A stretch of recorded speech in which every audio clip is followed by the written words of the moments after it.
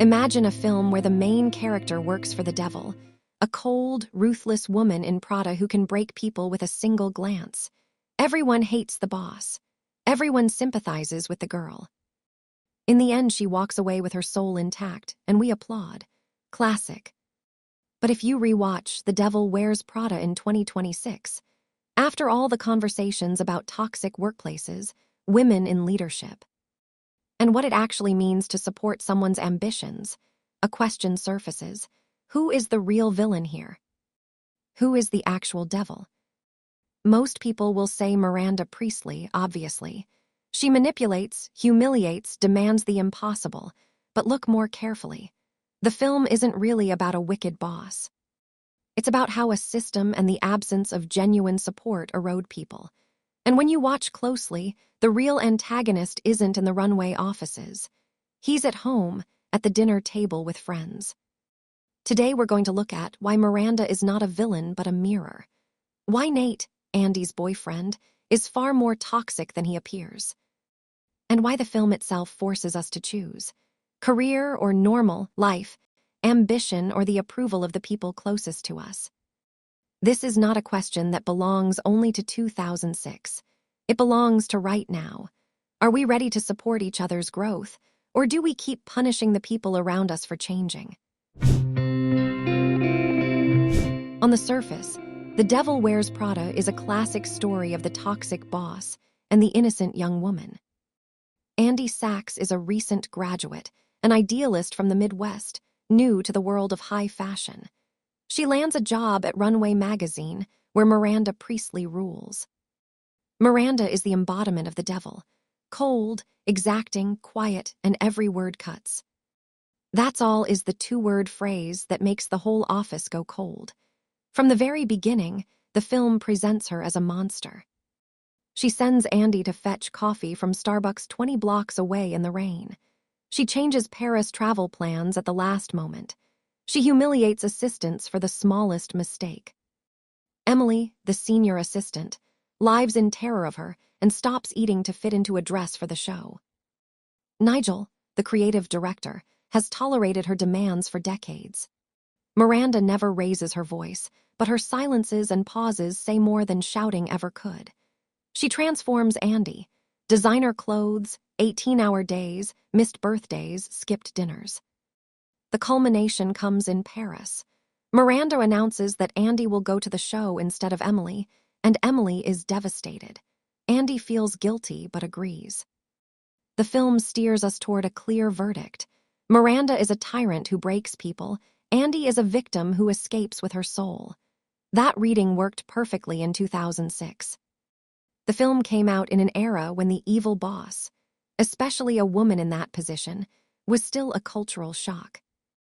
Miranda was inspired by Anna Wintour, the real editor of Vogue, and many saw the film as satire on the toxic culture of the fashion industry.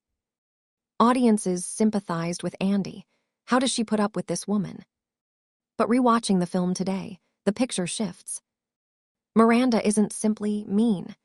She is a woman who survived in an industry where men have held the top positions for decades, where a single misstep gets you replaced. She demands perfection because her decisions affect the livelihoods of thousands. Designers, photographers, models, advertisers. Her "that's all" is not sadism, it's a way of filtering chaos. She doesn't pretend to be kind. She is honest about what she requires. And in the Paris car scene, she says something that cuts through everything else. "I see a great deal of myself in you." That is not cruelty. That is recognition. Miranda sees Andy's potential and pushes her toward it. Harshly, yes, but without pretense. Then there is the ending. Miranda writes Andy a reference letter to her next employer that calls her, on paper, the biggest disappointment she has ever had as an assistant. Andy is confused, until the interviewer tells her that if he doesn't hire her, he's an idiot. Miranda knew exactly what she was doing. She understood the game and played it in Andy's favor, even after Andy walked away from her. The real conflict is not Miranda. It is how the people around Andy respond to her changing. And that is where the actual reversal begins. If Miranda is the mirror of an industry, Nate, Andy's boyfriend, is the mirror of something closer to home. The way people who love us often sabotage our growth without realizing they're doing it. Or perhaps while pretending they don't. He starts as the supportive partner. He jokes about fashion, cooks dinner, says he's proud of her. But the moment Andy begins to change, designer clothes, late nights, professional recognition, the support evaporates. At one of the first dinners with friends, Andy arrives in a new look, and she looks genuinely transformed. Nate's comment, "You look like one of those girls from the magazine now." It isn't a compliment. It's a signal you're no longer one of us. Later on Nate's birthday, Andy is late because Miranda requires her to be reachable around the clock. Nate explodes. "You missed my birthday. You chose work over me." He doesn't ask how her day was. He doesn't acknowledge her stress. He makes her feel guilty. This is textbook guilt tripping. Then there's the dinner at the gallery opening. Andy arrives energized from a professional win, and Lily immediately lands. "Are you one of them now? You're betraying us." Nobody says, "Great that you're growing, we're happy for you." Instead, there's passive-aggressive undermining. "You've changed, and that's a problem." Psychologically, what Nate is experiencing is a combination of fear of loss and something that looks very much like envy. He was comfortable when Andy was the unfashionable one, the authentic one, the one who wasn't threatening anyone's place in the group. When she begins to succeed in a world he doesn't understand, when she earns more, grows more confident, takes up more space, he feels the threat. His response isn't to grow with her. It's to pull her back. "You're not the person I fell in love with" is not an expression of care. It is control dressed as care. He doesn't want Andy to develop into someone he can learn to love. He wants the version of Andy that was comfortable for him. Lily and Doug amplify this. They're not just joking, they're issuing a verdict. "If you're ambitious, you're no longer one of us." They want her to stay accessible, unchanged, safely within the group's established boundaries. When she chooses work, they turn their backs. That's not friendship. It's conditional attachment. "We love you as long as you don't change." In the end, Andy leaves Miranda and immediately reconciles with Nate. But that's not a happy ending. The film closes on Andy returning to normal life. And Nate has won, because Andy came back to the version of herself that required nothing of him. The question the film doesn't ask openly, but leaves sitting in the room: who actually won? The system that tells women, "You can grow, but only if the people closest to you approve, otherwise, you're on your own." Miranda, at least, is honest about what she is. Nate and his friends pretend to want the best for Andy. That is what makes them more dangerous. Andy is often read as the innocent victim. A small-town journalist dropped into the fashion industry meat grinder, broken by a merciless boss. But watch more carefully, and Andy is not only a victim. She actively participates in what happens to her, and many of her choices accelerate the conflict. From the very first interview, Andy makes clear that she considers herself above the room. She tells Miranda she has no interest in fashion, that this isn't her world, that she's only here because she needs a job.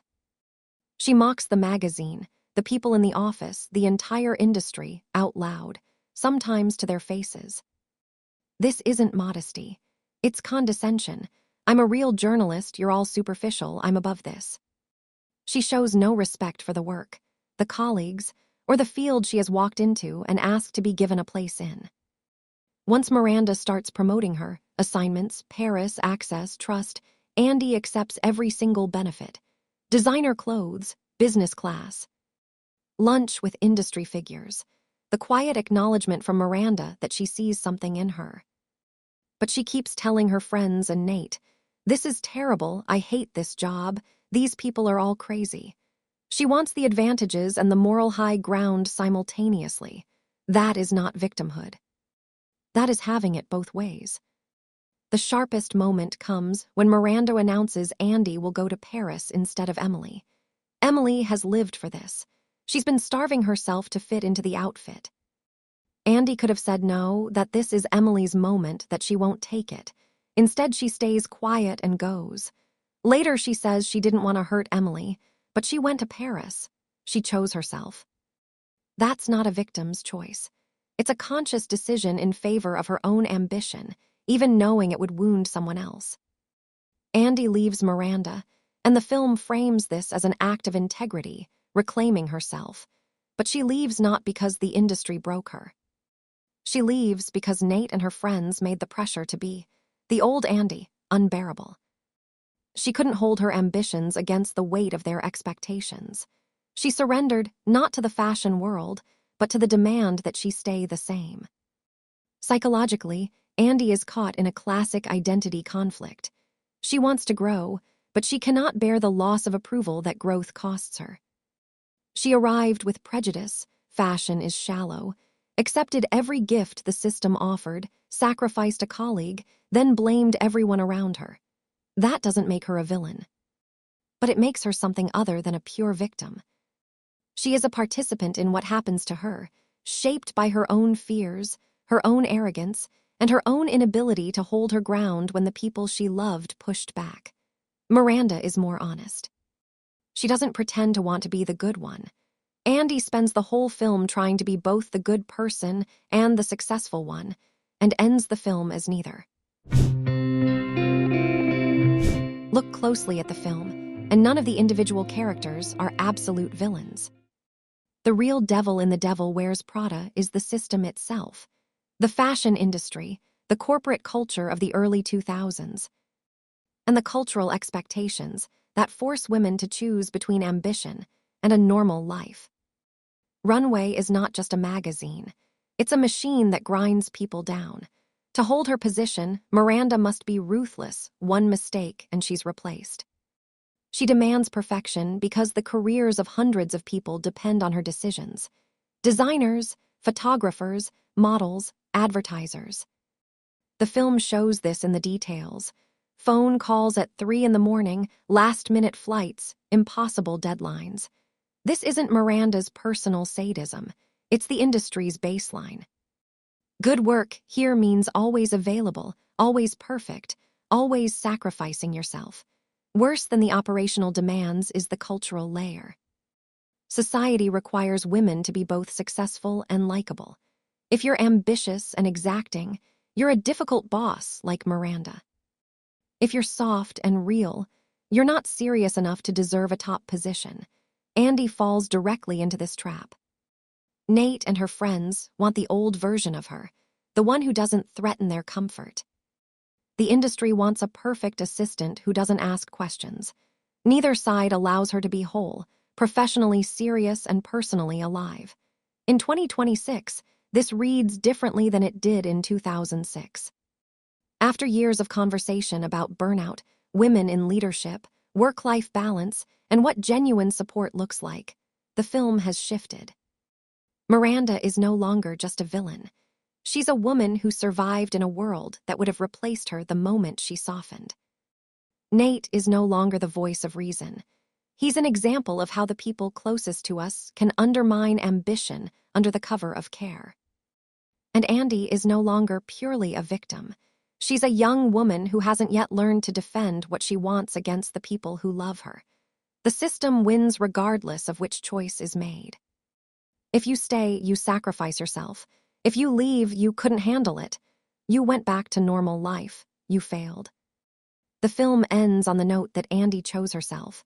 But what she actually chose was the compromise. She gave up ambition for approval. A real ending, one where she found a way to be both, wasn't available in 2006. The system and culture of that era didn't offer a third option. This is what makes The Devil Wears Prada enduring. It shows how industry and society force us to choose between career and personal life, between ambition and belonging. And until we stop punishing each other for growing, the devil keeps winning. We've walked the whole way. From Miranda Priestly, who everyone names as the villain, through Nate and Andy's friends, who sabotage her growth under the pretense of caring, to Andy herself, who makes her own choices and betrays a colleague, and finally to the system that forces everyone to play by its rigid rules. So who is the real devil? The answer is simple and uncomfortable at the same time. None of them, in isolation, is an absolute villain. The film doesn't give us a figure in a black cape. It shows how all the participants, Miranda, Nate, the friends, Andy, the industry, become parts of one large machine. Miranda is not a monster. She is a woman who survived in a world where softness gets you fired. She demands the impossible because everything depends on her. And she is honest. She never pretends she wants to be your friend. She just does her work at full capacity. Nate and the friends are not villains in the simple sense. They are ordinary people frightened by someone growing faster than they are. They don't know how to support a close person's ambitions when those ambitions threaten their own comfort. They punish change dressed as concern, and that hurts more than anything Miranda ever says. Andy is neither victim nor hero. She is a young woman who arrived with prejudice, took everything the system offered, sacrificed a colleague, and then surrendered under the pressure of be who you used to be. She chose a compromise rather than a real fight for what she wanted. And the system, the fashion industry, corporate culture, the expectations of society, that is the actual devil. It forces a choice. Either you sacrifice your personal life for success, or you sacrifice success for your personal life. It offers no third path. It splits people into career women and normal people, and everyone ends up losing. Miranda's smile in the car at the end is not gloating. It is recognition. You chose the easier road, but I know what you were capable of. And Andy throwing the phone into the fountain is not a victory. It is surrender to the fear of losing the approval of people who were supposed to love her without conditions. The real lesson of the film, the villain is not a person. It's the fear of change, plus the absence of real support, plus a system that makes us choose between love and growth.